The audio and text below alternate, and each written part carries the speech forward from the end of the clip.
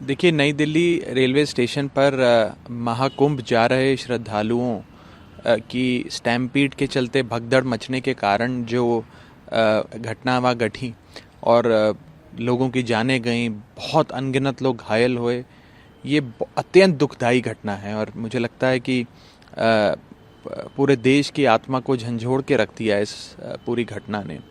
मैं सबसे पहले तो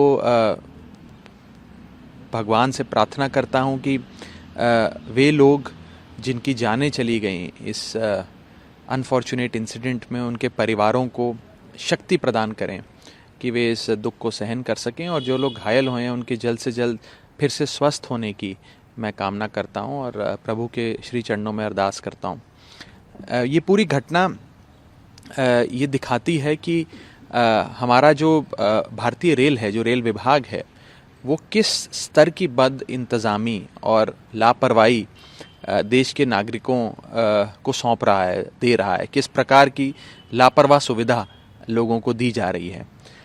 मैंने 11 फरवरी को अभी जो बजट सत्र पार्लियामेंट का चल रहा है उसमें इस विषय पर बात रखते हुए ये कहा था कि हमारे भारतीय रेल की स्थिति कुछ इस प्रकार हो गई है कि जनता को आलू की बोरियों की तरह ट्रेन में ठूस के लाद के भेजा जाता है, और कहीं ट्रेन में शौचालय में भी अगर बैठने की जगह, आपको खड़े होने की जगह मिल जाती है तो यात्री अपने आप को भाग्यशाली समझता है।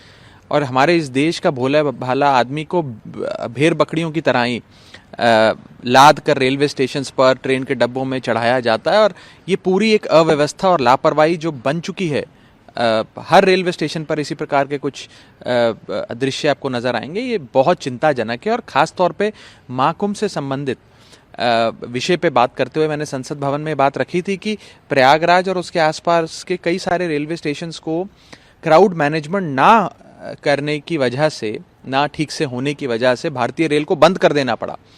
तो अगर महाकुंभ जैसे महापर्व पर भी हमारी रेल व्यवस्था की ये स्थिति रहेगी, इस प्रकार के हालात रहेंगे, तो कैसे कोई यात्री अपने आप को सुरक्षित महसूस कर सकता है। और बड़ी बात यह है कि इस पर क्या एक्शन लिया जाएगा। जैसे हम देखते हैं कि पिछले सीएजी की रिपोर्ट बताती है कि न जाने अनगिनत रेल एक्सीडेंट्स देश भर में देखने को मिलते हैं। औसतन हर महीने एक नई रेल दुर्घटना की खबर देशवासियों को मिलती है।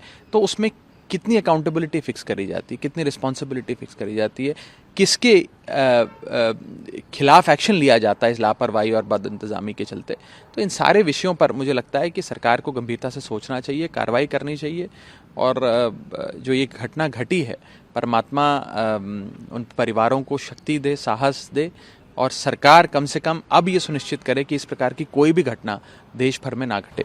हाँ सर, 10 लाख के कंपनसेशन देने की बात की गई है। वहीं बाद में ये भी चीज़ कही गई कि जब ये घटना हो गई उसके बाद 4 स्पेशल ट्रेनें लगाई गई क्राउड कंट्रोल के लिए।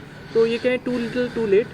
देखिए, जब एक बार घटना घट गई और इतने सारे श्रद्धालु जो हमारे इस महापर्व में, महाकुंभ में हिस्सा लेने जा रहे थे, उनके साथ ये दुर्घटना घटी, उसके बाद अगर आप कोई इंतजामात करते हैं, 4 ट्रेन ज़्यादा लगा देते हैं, 2 ट्रेन किसी और रूट से डाइवर्ट कर कर उसे प्रयागराज के रूट पे लगा देते हैं, उससे क्या फ़र्क पड़ता है। बात तो यह है कि उन भोले भाले मासूम श्रद्धालुओं की जानें चली गईं। वो भोले भाले मासूम श्रद्धालु वहाँ घायल हो गए। और क्यों हुए? क्या उनकी कोई गलती थी? क्या उन श्रद्धालुओं ने कोई पाप किए थे? क्या उनसे कोई गलती, क्या उनसे कोई लापरवाही हो गई? ये तो सीधे सीधे भारतीय रेल की लापरवाही और बद इंतज़ामी के चलते हुआ है, जो बेहद दुखदाई है। और जैसा कि मैंने कहा कि मैंने 11 फरवरी को इस विषय को संसद भवन के भीतर अपने बजट जो सत्र चल रहा था उसमें एक भाषण देते समय इसको रेखांकित भी किया था कि भारतीय रेल की जो अव्यवस्था है उस पर सरकार का ध्यान आकर्षित किया जाए, सरकार उस पर फोकस करते हुए अपने जो व्यवस्था उसमें सुधार करे। इस प्रकार की लापरवाही चलती रहेगी तो न जाने और कितने मासूम लोगों की जानें जा सकती हैं इसी प्रकार के इंसिडेंट्स के चलते। दुनिया बदल रही है और ये भारत के लिए ला रही है इन्फिनिट अवसर, जिसे हम कहते हैं मिनट इन्फिनिट। आइए आइडियाज ऑफ इंडिया के मंच पर समझे इसी मिनट इन्फिनिट को। 21 और 22 फरवरी abplive.com पर।